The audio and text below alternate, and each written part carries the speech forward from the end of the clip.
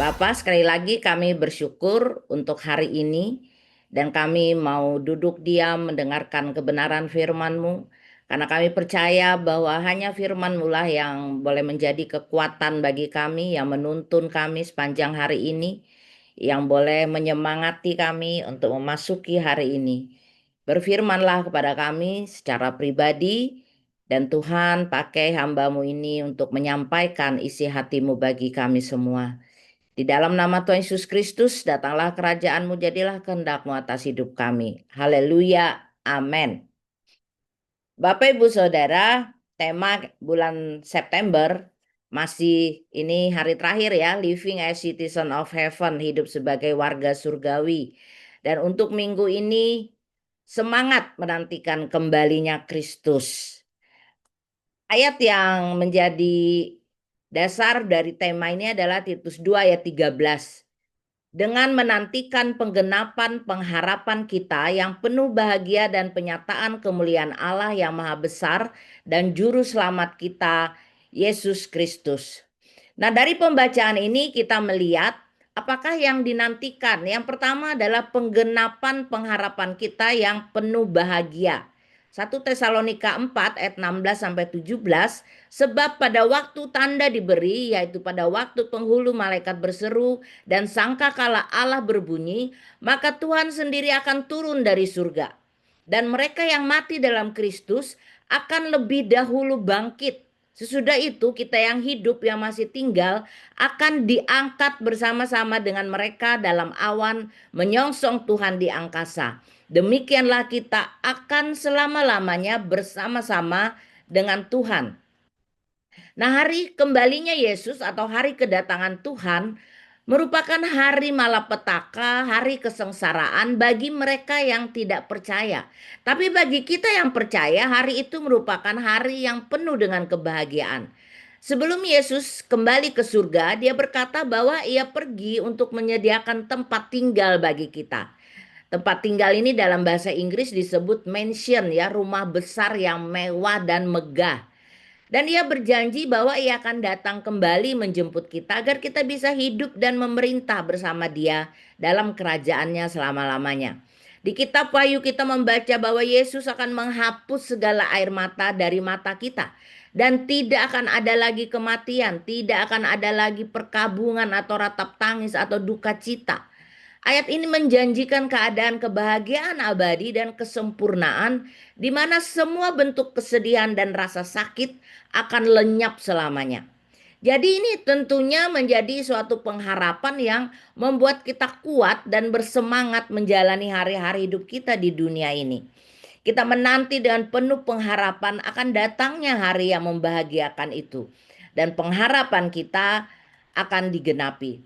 Lalu yang kedua apa yang dinantikan? Penyataan kemuliaan Allah. Matius 24 ayat 30 sampai 31. Pada waktu itu akan tampak tanda anak manusia di langit dan semua bangsa di bumi akan meratap dan mereka akan melihat anak manusia datang di atas awan-awan di langit dengan segala kekuasaan dan kemuliaannya. Dan ia akan menyuruh keluar malaikat-malaikatnya dengan meniup sangkakala yang dahsyat bunyinya. Dan mereka akan mengumpulkan orang-orang pilihannya dari keempat penjuru bumi. Dari ujung langit yang satu ke ujung langit yang lain. Nah, Bapak Ibu Saudara, mari kita imajinasikan ya peristiwa tersebut. Saya menonton Iron Man turun dari langit aja udah terkagum-kagum gitu ya. Nah, bayangkanlah Tuhan Yesus datang di atas langit-langit, ya di atas awan, bukan di langit-langit, ntar dikira plafon lagi. Di atas awan-awan di langit dengan segala kekuasaan dan kemuliaannya. Bahkan di Lukas 9 dikatakan Yesus itu datang kelak dalam kemuliaannya dan dalam kemuliaan Bapa dan malaikat-malaikat kudus. Wow, luar biasa sekali ya. Malaikat-malaikat akan meniup sangkakala yang dahsyat bunyinya dan semua orang pilihannya akan berkumpul dari seluruh penjuru bumi. Nah, saat itu merupakan penyataan kemuliaan Allah yang luar biasa. Kita akan dibuat terkagum-kagum, terpesona dengan peristiwa itu. Tapi sekali lagi bagi orang-orang yang tidak percaya hari itu akan menjadi hari malapetaka. Tapi bagi kita, kita akan melihat Yesus datang dengan segala kekuasaan dan kemuliaannya. Tapi Bapak Ibu, sudah kurang lebih 2000 tahun sejak Tuhan Yesus berjanji. Hari seperti yang digambarkan Alkitab itu belum juga tiba. Banyak orang memprediksi bahkan waktu tahun baru Yahudi atau Rosh Hashanah ya yang dimulai tanggal 22 September lalu, ada orang yang memprediksi itulah saat Tuhan Yesus datang kembali mengangkat umatnya. Tapi ini sudah tanggal 30 September ya, dan hal itu belum terjadi. Nah, tapi ada juga yang mengatakan bahwa hari Tuhan itu bukan hanya pada saat Tuhan Yesus datang kembali, tapi hari kematian kita itu juga bisa dianggap sebagai hari Tuhan. Ya, apapun pengertiannya, kita tidak persoalkan entah Yesus datang ke bumi atau kita yang pulang, tapi yang pasti kita semua tidak tahu kapan waktunya. Nah, saya percaya sebagai warga kerajaan Allah, kita tidak meragukan janji Tuhan bahwa Ia pasti akan datang kembali. Kami yang biasa diundang pelayanan, sebuah acara dikatakan pasti terlaksana jika sudah ada minimal tanggal pelaksanaannya ya, supaya kami bisa blok tanggal itu dan mempersiapkan diri. Kalau tidak ada kepastian tanggal, kami tidak akan mempersiapkan untuk acara itu ya. Nah, persoalannya hari Tuhan itu kan tidak ada tanggal yang pasti. Kita tidak tahu kapan dia datang.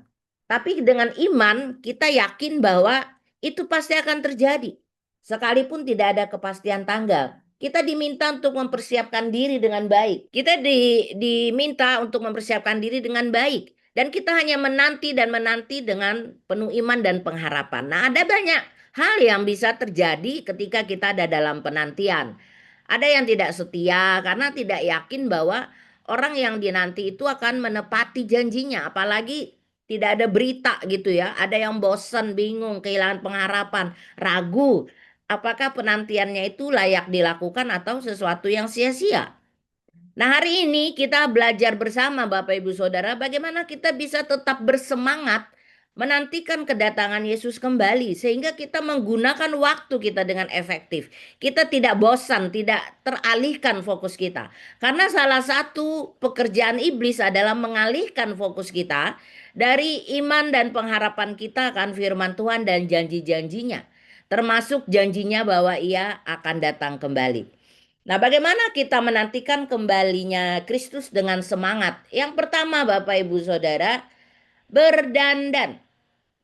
Ya, berdandan. Ini kata yang familiar buat perempuan. Ya, tapi nanti kita akan lihat maksudnya seperti apa. Matius 5 ayat 48. Karena itu haruslah kamu sempurna. Sama seperti Bapamu yang di surga adalah sempurna.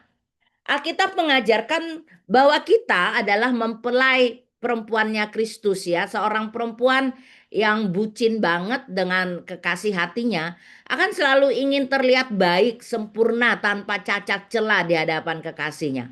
Dia akan menghabiskan waktu yang banyak untuk berdandan agar waktu mereka berjumpa kekasihnya tidak kecewa melihatnya. Tuhan Yesus memang tidak pernah menuntut kita untuk sempurna secara fisik. Kata sempurna di ayat ini berasal dari bahasa Yunani teleios ya, yang berarti lengkap, matang, dewasa dan sempurna yang mengacu pada pencapaian akhir atau tujuan yang ditetapkan. Kata ini juga sering diterjemahkan sebagai utuh dan tak bercacat serta dapat diartikan sebagai keadaan hidup yang sepenuhnya berkembang dan matang dalam karakter dan iman seseorang. Dia telah mencapai kepenuhan dan berfungsi sesuai dengan tujuan penciptaannya. Nah, mari Bapak Ibu Saudara kita terus mengevaluasi diri kita. Sudahkah kita matang, dewasa dalam karakter dan iman kita? Sudahkah kita berfungsi sesuai dengan tujuan penciptaan kita? Mari kita terus bertumbuh menjadi pria, suami, ayah yang matang dan dewasa. Menjadi wanita, istri, ibu yang matang dan dewasa. Ya kalau anak-anak itu kan tidak diizinkan untuk menjadi mempelai. Hanya orang-orang dewasa lah yang layak untuk menjadi mempelai. Nah, jika kita sibuk mendandani diri kita agar pikiran, perasaan, kehendak kita itu menjadi matang dan dewasa, itu tandanya kita bersemangat ingin berjumpa dengan kekasih hati kita. Tentu kita tidak ingin menjadi mempelai yang karakternya buruk dan kekanak-kanakan. Roh Kudus juga bertindak untuk mempersiapkan kita menjadi mempelai yang layak bagi Kristus. Dia memberitahukan bagian mana dalam hidup kita yang masih harus terus bertumbuh dewasa. Dia mengajar, bahkan menghajar kita, mendidik kita, menuntun dalam kasih dan kebenarannya. Nah, mari kita memiliki hati yang lemah lembut untuk didandani Tuhan, agar semakin indah dan semakin serupa dengan Dia. Bagaimana kita bisa mengevaluasi diri kita sudah bertumbuh dewasa atau belum? Mari lihat dari respon-respon kita. Ketika kita diangkat atau ketika kita dijatuhkan. Apakah kita sombong waktu diangkat dan kepahitan waktu dijatuhkan? Atau kita tetap rendah hati, bersyukur dan berserah kepada Tuhan dalam situasi apapun? Jangan habiskan waktu kita, Bapak Ibu Saudara, untuk mengomentari, mengkritik, menghujat, menghakimi orang lain. Mari fokus untuk memperbaiki diri kita sendiri terlebih dahulu, dan Tuhan akan memakai hidup kita yang semakin dewasa dan matang untuk menolong orang lain juga bertumbuh seperti kita. Yang kedua, bagaimana kita menantikan kembalinya Kristus dengan semangat fulfill your destiny. 2 Petrus 1 ayat 10 sampai 11, karena itu saudara-saudaraku berusahalah sungguh-sungguh supaya panggilan dan pilihanmu makin teguh. Sebab jika kamu melakukannya, kamu tidak akan pernah tersandung. Dengan demikian, kepada kamu akan dikaruniakan hak penuh untuk memasuki kerajaan kekal, yaitu kerajaan Tuhan dan Juru Selamat kita, Yesus Kristus. Kita yang ikut KGP ini setiap hari mendengar kalimat ini ya. We help you to fulfill your destiny. Kami menolong Anda untuk menggenapi tujuan hidup Anda atau tujuan ilahi Anda. Ini merupakan moto dari GBI Rock. Tujuan ilahi di sini merujuk pada rencana Tuhan dalam hidup kita. Gereja atau komunitas di Rock memang dapat membantu kita untuk mencapainya. Tapi apakah Anda sendiri sudah menemukan rencana Tuhan dalam hidup Anda secara spesifik? Jika Anda sudah menemukannya, apakah Anda sudah menghidupinya? Salah satu yang memberkati saya di Rock ini adalah bagaimana gereja memberdayakan jemaatnya, bukan memperdayakan ya. Gereja memberdayakan jemaatnya agar menemukan dan menghidupi rencana Tuhan dalam hidup mereka. Yang saya lihat di Rock Belesa saja ya Bapak Ibu, nih saya tidak sedang memuji siapapun. Tapi saya melihat misalnya seperti Kak Grace Kalante ya, ada banyak Grace di sini. Sebelumnya dia banyak melayani di belakang layar, mempersiapkan hal-hal teknis, kasih tugas apa saja dia terima dan lakukan. Ambil kuliah S2 di STC Kingdom ya, di sela-sela kesibukannya mengurus 3 anak yang masih kecil. Dan ada yang berkebutuhan khusus. Dan sekarang dia udah bisa sharing firman di KGP dan sangat memberkati. Pernah juga sharing firman di worship night ya. Walaupun dia WA saya, dia bilang, aduh tante saya gugup gitu ya. Tapi saya melihat dia berusaha menuntaskan tugasnya dengan baik. Terus belajar dan bertumbuh dalam tujuan ilahi. Ada Kak Artis juga. Ya dia adalah WL, tapi sekarang sudah bisa sharing firman ya, luar biasa. Saya senang sekali melihat anak-anak muda tuh diberdayakan, ditolong untuk menemukan dan menghidupi destininya. Mereka sibuk dengan fulfill destininya gitu ya. Dan saya juga senang ya melihat Pak Sialagan dan Ibu Rosma Santi, saya tidak tahu sudah hadirkah belum. Yang sebelumnya sudah hampir putus asa dalam pelayanan. Ya kami waktu ke Siantar banyak ngobrol. Tapi bangkit lagi ya setelah bergabung di Rock. Kemarin kita lihat video-video mereka udah mulai ada ibadah di hari Minggu. Mereka semangat lagi menghidupi tujuan ilahi dalam hidup mereka. Berbagai kesulitan pasti ada dalam merintis pelayanan di Siantar. Tapi respon-responnya semakin baik. Apalagi memiliki komunitas di KGP ini yang bisa saling menguatkan dan mendoakan. Saya sendiri juga termasuk orang yang diberdayakan di Rock ini ya. Saya dikasih kesempatan menyampaikan firman Tuhan di KGP, bahkan di ibadah minggu. Walaupun awalnya ketika Bang Togap minta saya tidak berani langsung mengiyakan. Ya setelah berdoa dan diskusi sama suami, baru saya berani menerimanya ya. Nah mari Bapak Ibu Saudara sambil menanti kedatangan Tuhan Yesus kembali, kita habiskan waktu kita untuk fulfill destiny kita. Cari tujuan Tuhan secara spesifik dalam hidup kita. Sharingkan di komunitas gereja. Gereja pasti akan memberdayakan kita. Dan mari kita hidupi tujuan-tujuan ilahi dalam hidup kita. Mari kita berusaha sungguh-sungguh untuk memaksimalkan semua talenta, potensi, karunia dalam hidup kita untuk menggenapi tujuan-tujuan Tuhan sehingga panggilan dan pilihan Tuhan atas hidup kita itu semakin teguh. Tujuan ilahi itu bisa jadi bermula dari pengalaman kita di masa lalu, bahkan pengalaman buruk kita. Bagi dunia itu adalah sampah. Tapi Tuhan dapat memakai pengalaman buruk kita di masa lalu untuk menjadi panggilan kita. Masalah rumah tangga kami yang buruk di masa lalu membuat kami sekarang fokus melayani pria, wanita, dan keluarga agar mereka tidak mengalami apa yang pernah kami alami ya. Ibu Erika pernah kesaksian di BR07. Dulu dia kesulitan biaya untuk sekolah. Nah, sekarang Ibu Erika membantu anak-anak yang kesulitan biaya sekolah agar mereka tidak mengalami apa yang pernah ia alami dulu. Bapak Ibu Saudara, pengalaman hidup kita yang terburuk sekalipun dapat menjadi pelayanan terbaik kita jika kita serahkan kepada Tuhan. Ayo, mari fulfill your destiny. Jangan terbelenggu oleh masa lalu.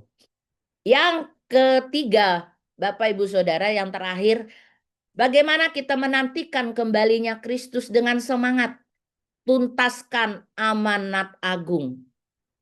Ya, 2 Timotius 4 ayat 5, tetapi kuasailah dirimu dalam segala hal, sabarlah menderita, lakukanlah pekerjaan pemberita Injil dan tunaikanlah tugas pelayananmu.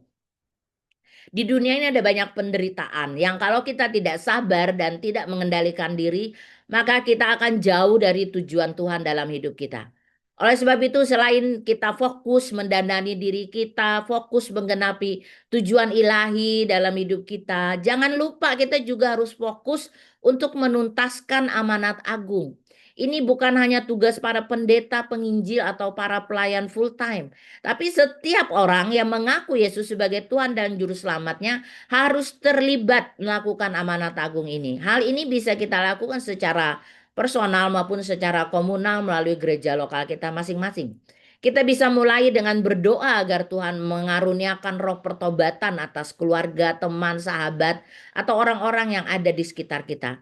Kita berdoa agar kita dapat memiliki hati Bapa yang mengasihi jiwa-jiwa yang terhilang dan hati yang berani dan bergairah untuk memberitakan Injil.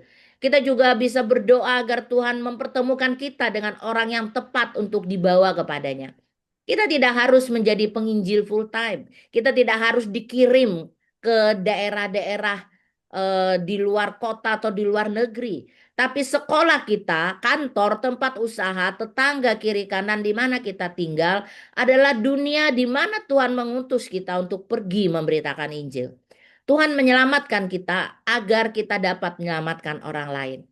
Yanson, anak saya suatu hari cerita ya bahwa temannya yang non-Kristen ingin lebih banyak tahu lagi tentang Yesus. Kadang saya bisa jawab, kadang saya nggak bisa jawab, Mami, katanya. Loh, kenapa temanmu jadi tertarik tentang Kristus? Saya bilang gitu. Jangan-jangan dia mau pancing kamu atau bagaimana? Oh enggak, Mami, katanya dia benar-benar pengen tahu. Ya karena kami sering bergaul, terus ngobrol-ngobrol tentang Tuhan. Ya temannya ini mekanik yang biasa servis-servis motor. Suatu hari dia sudah tidak ngerti lagi bagaimana memperbaiki motor ya. Dan saking putus asanya, dia berdoa begini. Tuhan Yesus, jika benar Engkau ada dan berkuasa, tolong saya agar motor ini bisa hidup lagi. Nggak lama motor itu bisa nyala gitu ya. Lalu dia cerita sama Yanson, ternyata benar loh Son katanya gitu, Yesus itu Tuhan ya. Dia ceritakan pengalamannya dia. Dan dia juga pernah cerita bahwa dia pernah didatangi Tuhan dalam mimpinya. Tapi dia masih belum berani terang-terangan menyatakan keinginannya mengenal Tuhan Yesus lebih dalam karena keluarga besarnya. Dia punya anak istri ya di sini.